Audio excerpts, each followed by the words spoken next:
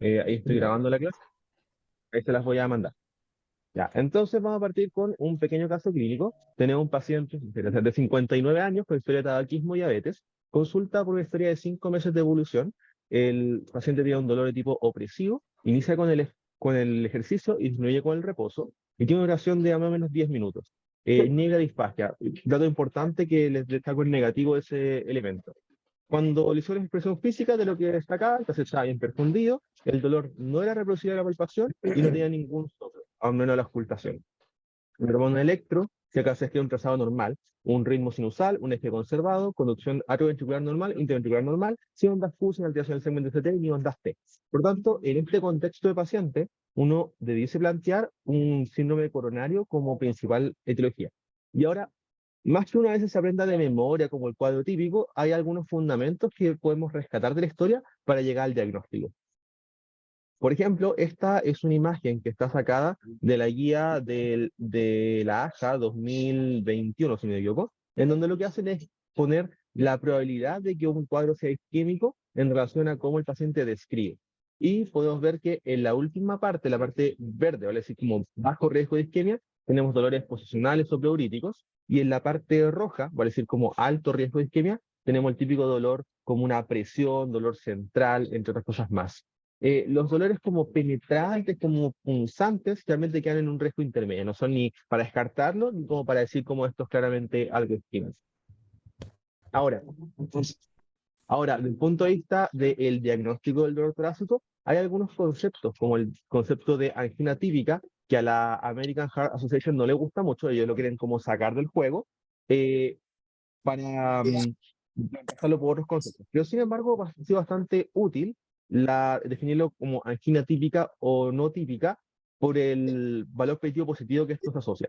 Cuando hablamos de un dolor anginoso típico, nos basamos en un dolor que tiene tres características: que tiene un malestar que es retroesternal opresivo, ese es un punto, que se provoca con el esfuerzo, ese es un segundo punto, y que mejora con el reposo. Ese es un tercer punto. Si un paciente tiene estos puntajes, entonces nosotros podríamos categorizarlo como una angina típica. Ahora, si tenemos dos de esos tres, se considera una angina atípica, y si no tenemos ninguno o solamente uno, un dolor no anginoso. Esto es relevante de cara a que cuando nosotros vemos las probabilidades, resulta que si uno tiene un dolor torácico que categorizamos como angina típica, y esto no quiere decir que nosotros digamos, oh, del brazo, no, tiene estos tres criterios, eso le da una especificidad al diagnóstico de un dolor coronario de más del 75%. De hecho, si hablamos en riesgo relativo, el tener eso aumenta por 5,8 la probabilidad de que el paciente, el dolor que aqueja a la consulta, sea por un cuadro coronario. A su vez, si la angina es atípica, ya la modificación no es tan alta, pero si el dolor es no anginoso, es decir, si tiene todo negativo, es de 0,1, vale decir, disminuye a un 10% o disminuye 10 veces el riesgo. Adicionalmente, otras cosas importantes, la duración del dolor. Si un paciente tiene un dolor torácico que dura más de 30 minutos, se está infartando, eso ya no es un dolor torácico estable. Entonces ese paciente, si tiene estos episodios reiterados, uno dice, oye, este tipo no ha tenido 40 infartos en el último mes. Entonces lo más probable es que sea un dolor tipo no anginoso. Por lo tanto, más de 30 minutos es un elemento bien típico. Es muy frecuente que algunos pacientes consultan y dicen, no, tengo un dolor y me parte en la noche y me dura noche. Y dice, toda la noche sí, estoy a las 4 de la mañana, no puedo dormir por el dolor. Uno dice, bueno, este dolor tiene más de 30 minutos, no parte con el esfuerzo, y ahí ya bajamos harto la probabilidad de que sea un dolor de tipo coronario. La disfagia ansiedad, como pregunta, si el paciente la tiene, entonces disminuye la probabilidad de que el paciente tenga un cuadro coronario a un 20%, por lo tanto disminuye 5 veces. Es bastante importante, por lo tanto, preguntar. En cuanto a los elementos, sexo masculino aumenta un poco el porcentaje, y la edad aumenta, conforme aumenta la edad, aumenta considerablemente el riesgo de que el cuadro sea coronario. Desde el punto de vista de antecedentes de un cuadro coronario previo, eso también aumenta bastante la probabilidad. Y de la expresión física hay varias cosas. Está el típico lóbulo, pliegue en el lóbulo de la oreja, está elementos como el arco senil. La verdad es que algunos se han asociado bastante a los predictivos. Podrán ver que aumenta 2,1, 3. Lógicamente uno no lo explora con tanta frecuencia porque requiere como un ambiente un poco más tranquilo. Por lo tanto, para ustedes eso lo van a omitir, y lo que van a ir a buscar es directamente dolor a la palpación de la pared torácica. Si es que lo tiene, disminuye un 20% la probabilidad. De acuerdo, no es tanto, pero sin embargo igual va sumando entre todos los criterios. Entonces, son las cosas que uno más como podría emplear. Ahora, el dolor de palpación de la pared, vamos a ver más adelante, que cobra más importancia en los cuadros agudos. Acá pueden ver, si sumamos todo esto, tomamos los elementos más importantes y los ponemos en un gráfico en donde ponemos los que aumentan la probabilidad de riesgo de síndrome coronario y los que lo disminuyen. Todo esto hablamos de un paciente con angina estable. Está la angina quizá típica, el antecedente de un infarto previo, la presencia de otros elementos que no lo buscamos porque son muy engorrosos y que son los sacros, y disfagia asociada, duración de 30 minutos, dolor no anginoso. Son los elementos más importantes para buscar. Eso en lo que sería la American Heart Association, lo que hace es que toma esos elementos y los coloca en función a una tabla, y te coloca si es hombre, la edad y el dolor. Y eso le da un riesgo. Y según eso te sugiere hacer una medida más o menos invasiva. La verdad es que la AJA sacó el cuadro de angina típica. La Sociedad Europea todavía lo mantiene, que es lo que yo considero al menos que hago yo en mi práctica clínica. Entonces, lo que yo hago es mantener la recomendación de la Sociedad Europea, aunque como ellos dicen, es cierto, la AJA dice que el concepto de angina atípica da para confusiones, es cierto, entonces le vamos a cambiar el nombre y lo vamos a dejar como angina cardíaca, angina probablemente cardíaca y angina no cardíaca. Y de esa forma estamos en paz con las dos sociedades. Pero básicamente este concepto te permite dar mayor precisión a un paciente que es un hombre que tiene un dolor torácico típico, aunque tenga 50 años, igual lleva un 32% de probabilidades. O sea, ese paciente igual probablemente requiere un estudio. Esto va a servir precisamente para decir, ¿quiénes pacientes debo mandar a cardiología y quiénes puedo mandar a consultorio sin ninguna necesidad de mayor examen? Por ejemplo, podrán ver que los pacientes que tienen menos de 40 años, da lo mismo como sea el dolor, es muy poco probable que el paciente tenga un dolor de tipo coronario. Y los que tienen menos de 50 años, debe ser un dolor típico para que realmente yo diga como, ya, como que ya parece como un poco más riesgoso. Los dolores no cardíacos en un paciente menor de 50 años, la probabilidad es tan baja que uno puede ser enrolado directamente. Probablemente diríamos que cada 5% para arriba, aunque es bajo, uno diría, bueno, al menos una evaluación por cardiología se merece. Los pacientes que tienen un dolor más alto, cuando nos llegan a nosotros a cardiología, lo que hacemos es directamente mandarlo a estudios, no hacemos mayores tipos de otro elemento. Vamos a pasar entonces a los tipos de estudios que se pueden hacer. Muy rápido porque esto no lo van a hacer ustedes en la urgencia, pero son el paciente con dolor torácico síndrome coronario agudo, bueno, vamos a una ruta aparte. Los otros, uno determina si es dolor un alto riesgo, riesgo intermedio o riesgo bajo, y según eso lo que hacemos es qué tipo de estudio vamos a hacer. Los que tienen un riesgo alto, a veces vamos directamente al estudio invasivo, y los que tienen un riesgo que son intermedios, lo que hacemos es hacer un estudio que tenga mayor valor predictivo positivo. Entre ellos, los test que son funcionales suelen ser un poquito más útiles. Ahora, los test anatómicos pueden ser más para el riesgo intermedio, intermedio bajo. Por ejemplo, en ansiedad coronaria. En la práctica hospitalaria dirigida al ámbito del barrio principalmente, un SPET no va a estar disponible realmente. Así que lo que hacemos es tirar ansiedad coronario para casi todo lo intermedio. Lo intermedio alto a veces modificamos un poco el riesgo y determinamos qué tanto es y según esto puede que haya directamente al invasivo. Pero los test funcionales generalmente en el hospital al menos no se realizan, para que lo tengan en mente. Así que con 3 con bota, la verdad es que no está como de las opciones de test diagnóstico. Y de los que son bajo riesgo, el test de esfuerzo que antiguamente se preconizaba, la verdad es que actualmente está fuera, tiene muy poca utilidad, por tanto, bajo riesgo, y yo quiero que realmente es muy bajo, un rollout directo para la casa, o si es que yo digo y me da algo de duda porque tiene alguna otra cosa, que es diabético, que tiene alguna otra cuestión más, yo diré, bueno, puedo hacerle un angiotac coronario, o incluso puedo hacerle un TAC sin contraste y me da un score de calcio. El score de calcio es como una forma también que permite hacer un rollout solamente como el objetivo negativo. Ventajas, no ocupa contraste. Desventajas, me da mucho menos información. Generalmente, yo tiro directamente el angiotac coronario, como que no paso por el score de calcio. Pero, si quiero evitar el contraste, paciente nefrópata, tuvo una lesión renal hace un rato, etcétera, podría hacer un score de calcio y estaría relativamente bien. Terminamos el concepto de síndrome coronario crónico y avanzamos a síndrome coronario agudo.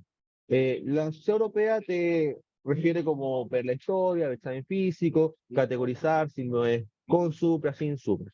Esto es del Brownwell, un libro de cardiología, en donde lo que hacen es decir, oye, mira, hay algunas enfermedades que no se te pueden pasar, que si el paciente las tiene, lo mandéis para la casa, el paciente va a fallecer. Por lo tanto, debemos tratar de hacer un abordaje diagnóstico buscando esas enfermedades. Y esas son principalmente un infarto agudo del miocardio, un tromboembolismo pulmonar, una disección aórtica, un neumotórax, principalmente. Hay otros más. Por ejemplo, está una ruptura esofágica. Ahora, la verdad, es raro que se te pase, como que Gambit tiene otra clínica. Por tanto, algunos algoritmos lo colocan y otros no. Pero esos son como los principales que uno dice como, oye, esto no puedo perder. Entonces te dicen, si el paciente es inestable, piense directamente en esas entidades. Si el paciente no está inestable, entonces podemos hacer una historia, sacar valor predictivo, lo vamos a ver más adelante, y podemos ver un electrocardiograma inicial. El electro puede ser categóricamente diagnóstico, como por ejemplo que te puede dar un infarto con supra, o que te dé una pericarditis, por ejemplo.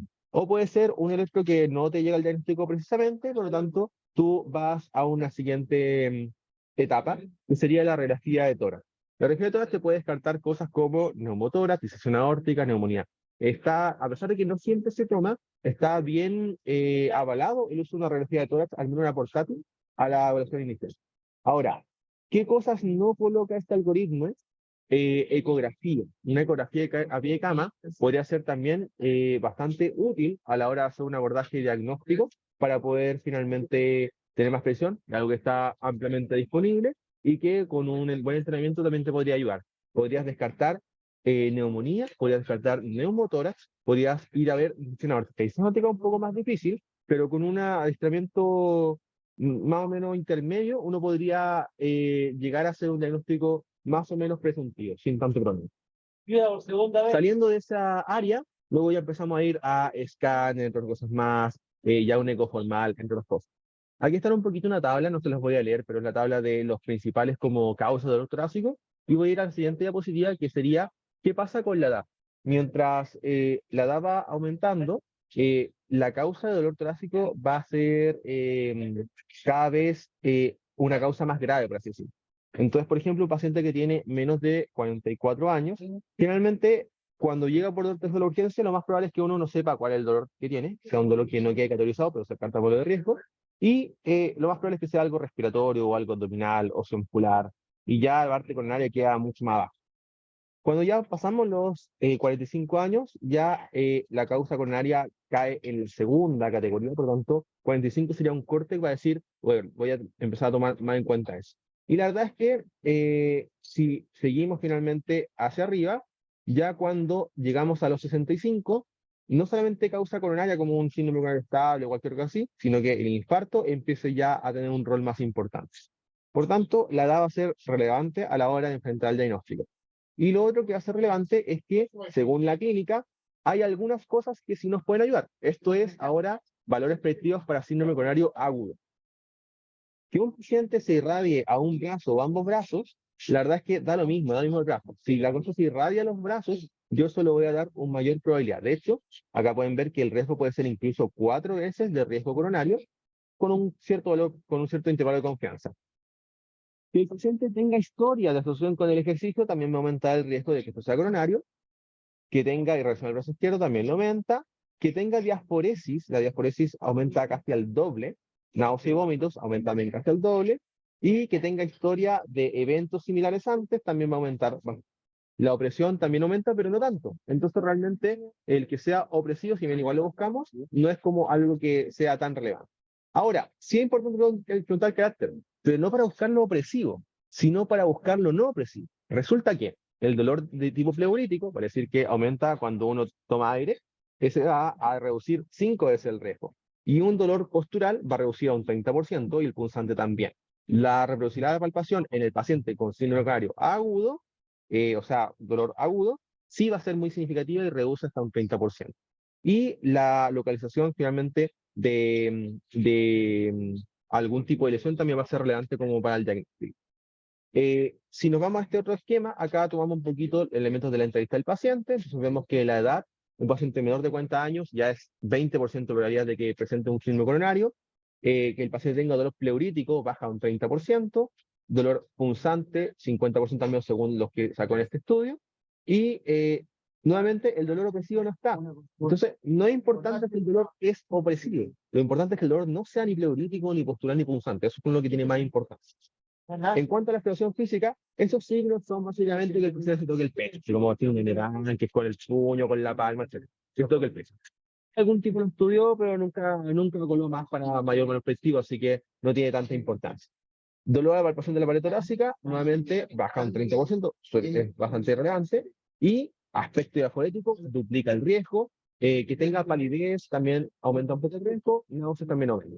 Y que el paciente llegue hipotenso a la consulta también aumenta bastante el riesgo. Hay algunas otras cosas, como por ejemplo presencia de signos de insuficiencia cardíaca, distensión yugular, crépitos pulmonares, un tercer ruido de la auscultación, que también va a aumentar considerablemente el riesgo. Y del electrocardiograma hay varias cosas, pero lo vamos a hablar un poquito más adelante. Entonces, cuando nosotros nos enfrentamos a un paciente, esos elementos son los que vamos a ir a pesquisar dirigidamente. Uno tiene que ser efectivo y ser eficiente, es decir, que no voy a estar sacando toda la cantidad de historias, sino que voy a hacer cuáles cosas son los puntos clave que me van a ayudar a cerrar más la probabilidad de diagnóstico. Ahora, cuando enfrentamos síndrome coronario, puede ser una lesión suboclusiva o oclusiva completamente. Cuando es una lesión suboclusiva, se mantiene la perfusión, sin embargo, se pierde inicialmente en los lugares más distales, para decir, en el endocardio.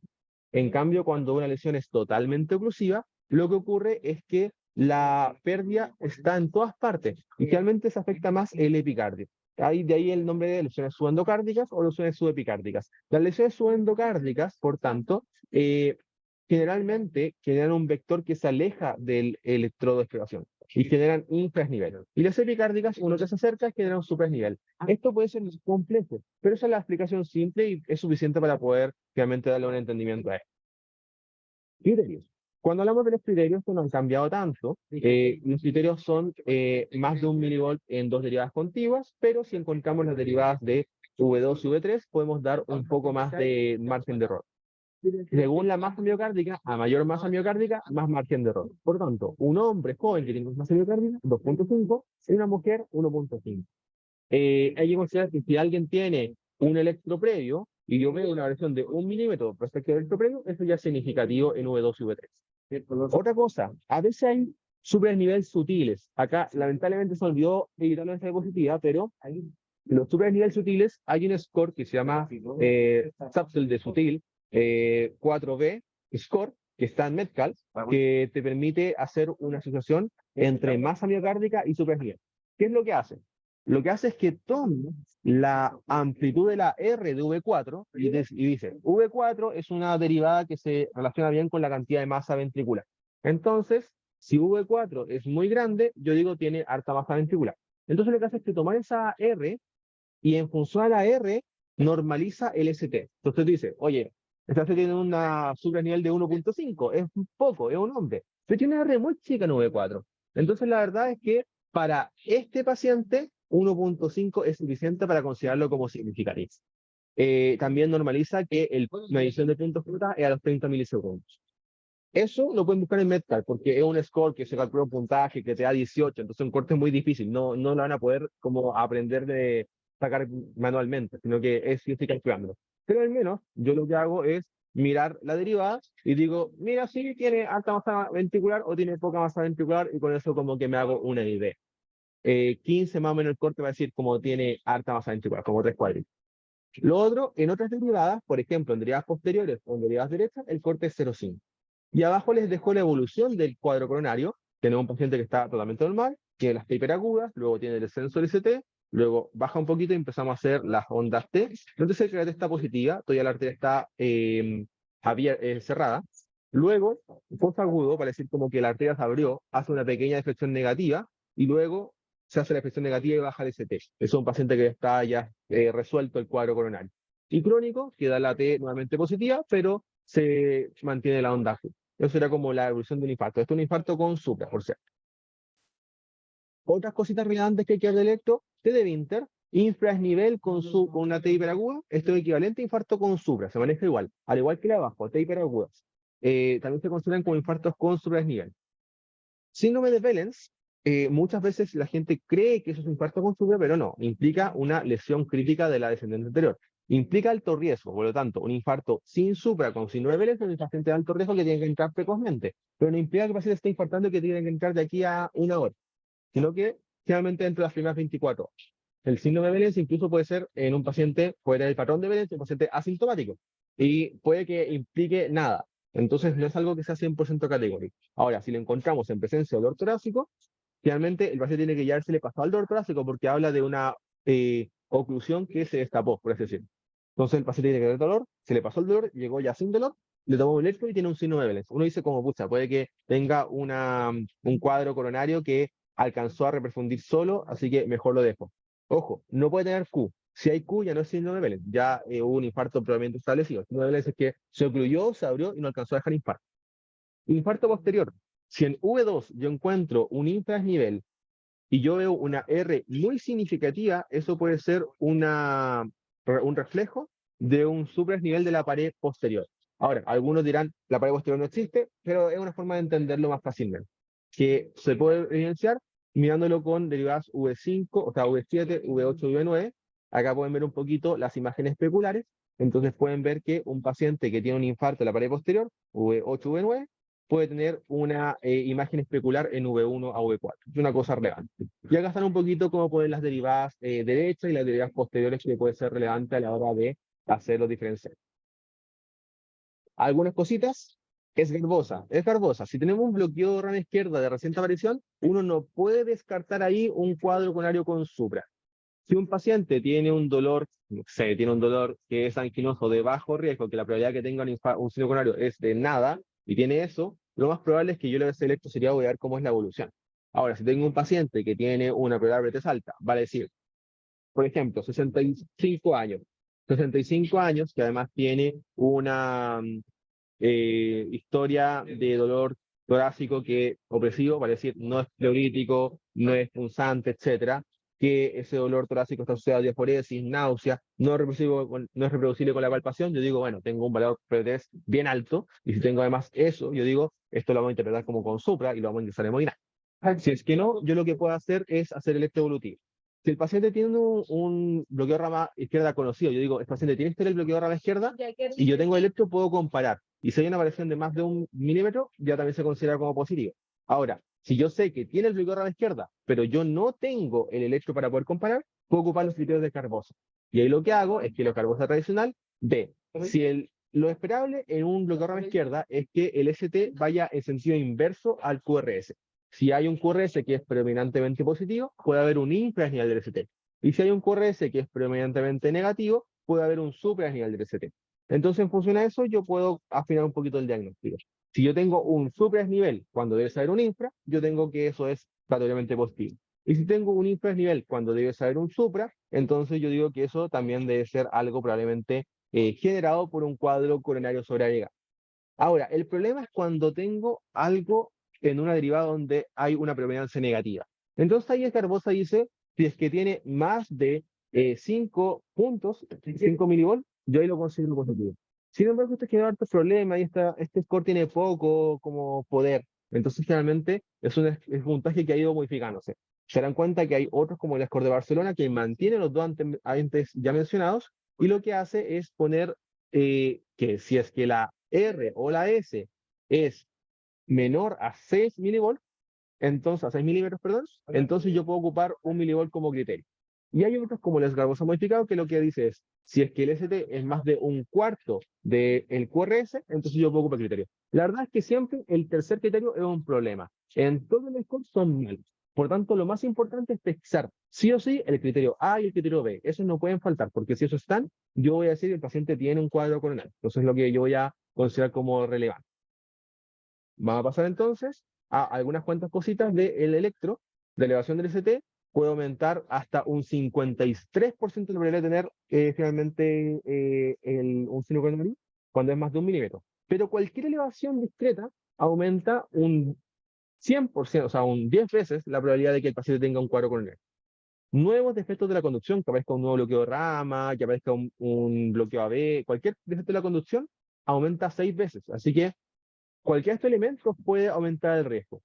La opresión de la banda Q aumenta entre 5 a 24 veces. Entonces, cualquiera de estos cambios pueden ser útiles para poder hacer el diferencial. Obviamente, la elevación de más de 1 milivolt va a ser lo más categórico. Pero lo otro no es que si es que no cumple el criterio sea despreciable. Igual se tiene que considerar. Si el paciente tiene un cuadro muy categórico, vamos a tener que ver cómo es la evolución. Si tiene cambios dinámicos, probablemente sí está teniendo algo y vamos a tener que pasarlo de hemodinámica de un punto de vista más urgente. Y en función de todo eso, acá tenemos un pequeño algoritmo, o sea, no un algoritmo, sino una gráfica en donde tenemos que algunos elementos como la depresión del ST aumenta muchísimo el riesgo, la depresión igual tiene un aumento del riesgo, tenemos elementos como signo de insuficiencia cardíaca que también aumentan el riesgo, y van a disminuir una edad muy joven, un paciente con el normal, dolor periódico o reproducción del dolor a la palpación. Por lo tanto, son las cosas como más relevantes que uno va a tener de la historia del paciente con síndrome cardíaco agudo para poder tomar decisiones. Terminamos con el electrocardiograma, pasamos a lo que sería biomarcadores. Hay varios marcadores, mioglobina, CK, CKMB, troponina. Actualmente, la troponina ha desplazado al resto de los biomarcadores. La CK solamente la vamos a emplear en pacientes que tuvieron ya un cuadro coronario y queremos ver si está teniendo un nuevo evento. Realmente no lo van a ocupar en la urgencia, sino que lo van a ocupar más en paciente que esté hospitalizado. La troponina, tenemos la troponina T y la troponina I, las dos se pueden ocupar, la troponina I tiene un tiempo que es un poquito más corto y tiene márgenes diferentes. La verdad es que hay muchos tipos de troponina, entonces la verdad es que lo que hay que hacer es revisar qué tenemos en el hospital. Y en función a eso, tomar decisiones. En el hospital tenemos troponina T, por lo tanto lo que vamos a ocupar es el valor guiado por troponina T. Sin embargo, si es que tuviésemos troponina I, lo que hay que ir a ver es decir, oye, ¿qué troponina I tenemos? Y en función a eso, tomar la decisión. Hay diferentes algoritmos propuestos. Hay un algoritmo que se basa en que el paciente llegó tarde. Y es que se basa en el paciente cuánto tiempo lleva de dolor torácico, más de 3 horas, más de 6 horas, según eso toma decisiones. Que la verdad es que es un algoritmo que en teoría está pseudo obsoleto, porque no debería plantear eso, porque gente debería llegar temprano. Seamos sinceros de que la gente llega tarde. Entonces, como la gente llega tarde, es un algoritmo que nos sirve, que es bastante útil en cierto modo. Entonces tengo un dolor torácico y yo tomo la primera troponina, ya hice toda la evaluación preta inicial. Y la troponina puede que esté bajo el límite superior normal o que esté sobre el límite superior normal. Entonces la pregunta es, ¿cuánto tiempo lleva el paciente de dolor? El paciente de tiempo lleva más de 6 horas del dolor. Si el paciente lleva más de 6 horas de dolor, la verdad es que con ese puro valor ya estoy seguro que el paciente no tiene un síndrome coronario agudo, perdón, no tiene un infarto. Puede tener un síndrome coronario agudo, pero no tiene un infarto. Entonces ahí lo que va a tocar es hacer una evaluación de riesgo y si el paciente tiene finalmente un riesgo bajo, bueno, roll out, chao, no necesito una segunda troponina. Por otro lado, si el paciente lleva menos de 6 horas, entonces me correspondería tocar una segunda troponina. Algunos lugares acá ponen 3 horas de valor y ponen valor muy bajo, límite muy bajo, que lo vamos a ver en el algoritmo de Allen. Igual podría ser, 3 horas con muy bajo, igual podría ser un rollout directo. Eh, con la segunda troponina, si es que el paciente tiene un valor sin cambios, entonces yo digo, ok, rollout. Si es que el paciente, por otro lado, tiene un aumento, yo voy a ver de cuánto es el aumento. Entonces, si es que el paciente tiene un aumento en un paciente que no tenía, o sea, que ya tenía un límite superior que está sobre el rango normal, por ejemplo, el otro paciente, y tiene un aumento de más del 20%, yo considero que eso va a ser significativo. Y si tengo un paciente que tiene bajo el límite inferior, yo debo tener un 50% para que eso se considere significativo. Más que nada porque si tiene 4 de troponina, que aumente a 6, eso es un 20%, pero eso no es significativo. Entonces, ahí tengo que darle el 50% para considerarlo realmente significativo. En cambio, si ya tengo 80, que suba de 80 a 96, ya se considera significativo. Eso sería como para decir, ok, este paciente tiene un cuadro coronario, entonces hay que, o sea, ¿verdad? Tiene una injuria miocárdica, tenemos que hacer algún tipo de investigación más acá. Eso puede ser una miocarditis, puede ser una insuficiencia cardíaca, pueden ser hartas cosas, no solamente es cuadro coronario. Entonces después toca, según el cuadro del paciente, determinar finalmente qué es lo que es. Por ejemplo, llega un paciente, shock séptico de libro, FA, respuesta ventricular rápida, 180 de frecuencia, le tomo una tropo, tiene digamos que tiene en nuestro laboratorio creo que es 20 el valor, el límite de 60. Digamos que tiene 64 y después sube a 78 en el siguiente control. Bueno, la verdad es que probablemente eso no es nada, no, el cuadro clínico no me apoya el cuadro coronario, así que lo voy a dejar como infarto tipo 2 probablemente. ¿Va a requerir un estudio coronario? A lo mejor diferido, entonces hay que ver el riesgo del paciente. Si el paciente llegó por dolor torácico y eso fue el gatillo inicial, va a cambiar la historia, pero si no, probablemente lo vamos a dejar de forma diferida. Por otro lado, si es que el paciente llegó ya como a tiempo, tiene un paciente que lleva 1 o 2 horas de dolor, entonces lo que yo puedo hacer es hacer un primer valor y veo cómo está ese valor. Si es que el paciente tiene un valor muy bajo, y vamos a definir como muy bajo para el laboratorio, por ejemplo, en el troponina T menor a 5, entonces si tiene un valor muy, muy bajo, entonces yo digo, bueno, ese paciente tiene una probabilidad de que tenga un cuadro coronario casi ínfima, por lo tanto lo puedo descartar. Generalmente, yo lo que voy a hacer con esto es decir, bueno, ¿cuánto tiempo lleva dolor? Si lleva menos de una hora, ahí igual pierde un poquito de poder esto. Si lleva menos de 2 horas, dudoso. Si ya más de 2 horas, yo puedo confiar más o menos este valor y yo sé que muy bajo es muy bajo y lo puedo sacar. Eh, por otro lado, si es que el paciente tiene un valor que es bajo, no muy bajo, o sea, está en el límite normal, pero es bajo, yo igual no puedo hacer el rollout directamente y ahí tengo que hacer un delta. Y ahí van los deltas propuestos. Están los delta 1 hora, están los delta 2 horas, están los delta 3 horas. Los delta 3 horas es el que habíamos hablado antes. Los delta 1 hora están pensados en un lugar donde tenemos una respuesta aleatoria un poquito más rápida. Por lo tanto, lo más probable es que en nuestro medio todavía no lo podemos emplear. Entonces, probablemente o ocupamos el delta 2 horas, tal vez, una posibilidad, o ocupamos el delta 3 horas. Ahí hay que ver cuál de los dos ocupamos. Entonces, lo que hacemos ahí es ver cuál es la tabulación que tenemos para eso y ver cuánto es la variación. Entonces, vemos que consideramos delta de 2 horas más de 10. Si el paciente tiene un momento de más de 10, lo vamos a considerar como significativo. En el delta de 1 hora es de 5, pero la verdad es que, como le digo, el delta de 1 hora es casi imposible practicar en el hospital. La verdad, yo ocupo el de las 3 horas. ¿Por qué? Porque siempre me topo pacientes más o menos con ese como perfil. Pero sí ocupo el valor muy bajo para hacer a veces el rollout según el tiempo de evolución. Entonces es como lo que más se emplea. Nos quedan 10 minutos de esta presentación y nos quedan los electros. Por lo tanto, vamos a hablar de esto y los electros los vamos a dejar en un segundo link que se los voy a enviar. Entonces, esto es un poquito una comparación de diferentes estrategias que se han ocupado para poder hacer el RAD. Por ejemplo, está el score hard, que probablemente algunos lo han ocupado, que es un score que permite ver algunas variables y según esto hacer un puntaje de alto riesgo y con eso hacer un rollout. La verdad es que el score hard es bastante bueno. Si se dan cuenta, tiene una capacidad de encontrar pacientes que no tienen eventos muy alta. Por lo tanto, el principal utilidad para el scorecard es para descarte. Si un paciente tiene menos de 3 puntos, entonces ese paciente, la probabilidad de que tenga un cuadro coronario es muy baja. Entonces, por ejemplo, en nuestro algoritmo interior, lo que pueden hacer es decir, el paciente tiene un cuadro coronario, le dice las tropoínas, tiene para rular por tropoínas, entonces veo el HAR. HAR menor a 3, ok, este paciente tiene un riesgo tan bajo de que tenga un evento en los próximos 30 días que lo puedo mandar para la casa sin problema. Un HAR alto, yo voy a tener que probablemente utilizarlo, y intermedia y tengo que buscar otras variables para poder decidir. Hay otros más que van ocupando, por ejemplo, ocupan sexo de atroponinas, pero acá está un poquito de la validación de los delta.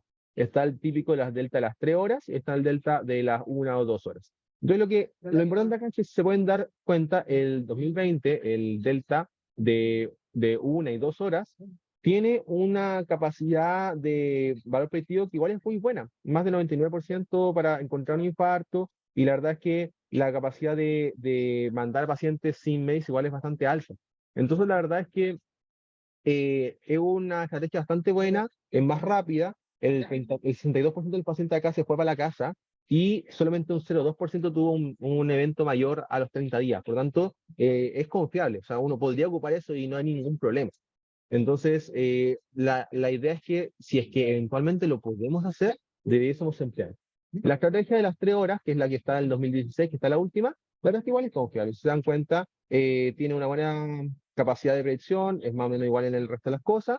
Y en el caso de estos dos pacientes, lo que encontraron fue que no se hizo el estudio a los 30 días, al menos en este score. Hay otros que sí lo reprodujeron y la verdad es que tenían más o menos un riesgo igual bajo. La diferencia era que aumentaba los tiempos de estadio hospitalario.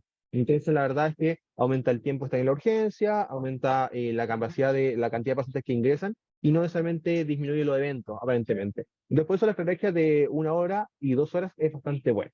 Eventualmente, deseamos progresar ese año. Entonces, vamos a cortar este link, vamos a ingresar de nuevo para poder revisar los ejemplos y luego terminamos con eso. Les voy a enviar un link nuevamente.